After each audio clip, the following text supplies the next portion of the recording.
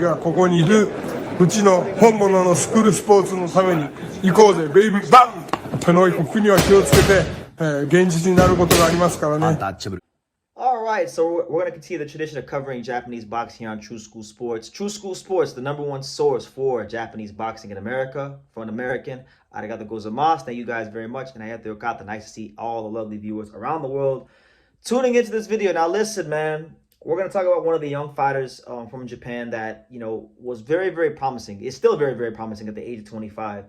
He was the Japanese featherweight champion. He's probably one of the more highly touted talents coming out of Japan right now, especially when you speak about fighters coming out of the Ohashi boxing gym. And that is none other than Keisuke Matsumoto. Now, Keisuke Matsumoto, big guy for the featherweight division. He was always one of those fighters that I questioned, how long could he make this weight class and make it in a healthy manner? Well, we've gotten our answer because as it was reported a couple weeks ago, Matsumoto missed weight because for those that don't know, he had a fight scheduled on the undercard of Reiya Abe versus Satoshi Shimizu. Just a stay busy fight to keep him busy and build his record up because right now, Matsumoto was 12-0. He was ranked in a couple of the sanctioning bodies for featherweight. I was looking at Matsumoto as maybe a potential Angelo Leo opponent one day because he was in the IBF rankings, right? But he missed weight for the fight. He's missed weight for the fight. And for those that don't know, for my American viewers that might be watching this video, missing weight in Japan is taken very, very seriously. You miss weight in Japan, you get 1 year ban automatically. I mean, this happened to recently Hayato Tsutsumi, who was a featherweight as well. He had to go to 130, right? Now, same weight class, same scenario. Matsumoto misses 126, and now he has to go to 130. Now, he's very big. I mean, I'm not sure how much bigger he is than Tsutsumi. I mean, let me compare right now because Matsumoto's pushing. He's 5 feet 8.5 inches tall, right? So he's almost basically 5'9", right? Tsutsumi's 5'7.5", so he's a little smaller guy, and just looking at his shoulders, it's a little bit of a smaller frame.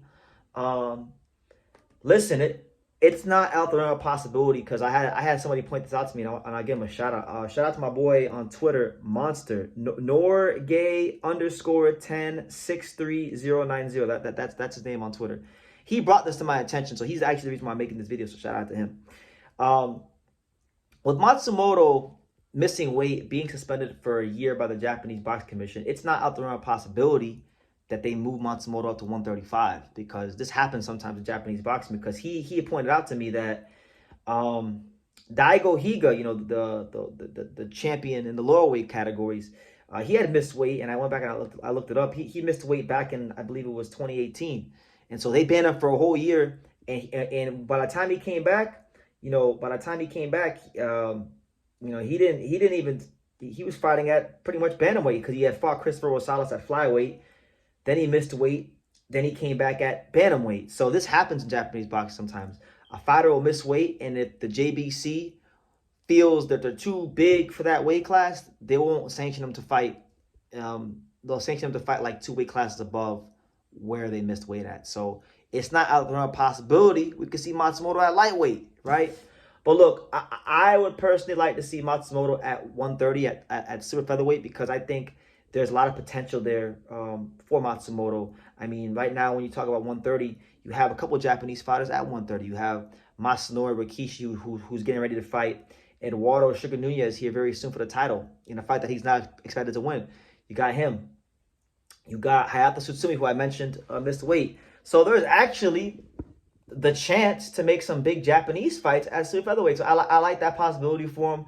Obviously, if he can't make the weight, then 135 is a glamour division. We know all the names there like Keyshawn Davis and Shakur, and so maybe Matsumoto gets named in that mix. But either way you cut it up, slice it, and dice it, it's very unfortunate and very disappointing that Keisuke Matsumoto could not healthily make the featherweight division anymore because I thought he was going to be a good factor in the division. But listen, this is why fighters and their teams got to always be monitoring their weights and what they eat and how they rehydrate and things like that because, fight by fight, things change. A fighter's body can change like that. So, speedy recovery to him, to Matsumoto. When he's in that ring and he's fighting, he's got a very educated jab, good, strong right hand, just very solid fundamentals. I look forward to seeing him fight at 130 because, see, one of the things that made Matsumoto so dangerous as a featherweight contender is that Matsumoto is a big featherweight.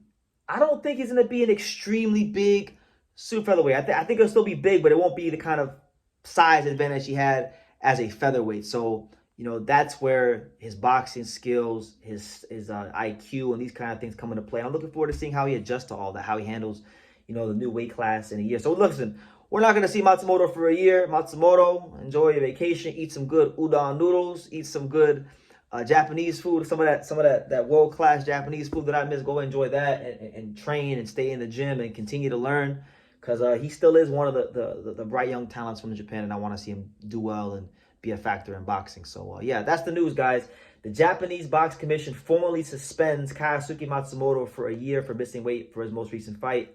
We'll see what happens when he comes back, and we'll be monitoring all that on here on True School Sports as we monitor all of Japanese boxing here on True School Sports. So you make sure you guys stay tuned, keep it locked, and like I say in every single one of these videos, you can love me or you can hate me, but I'm just a kid from Daniel. So until next time, take care, guys.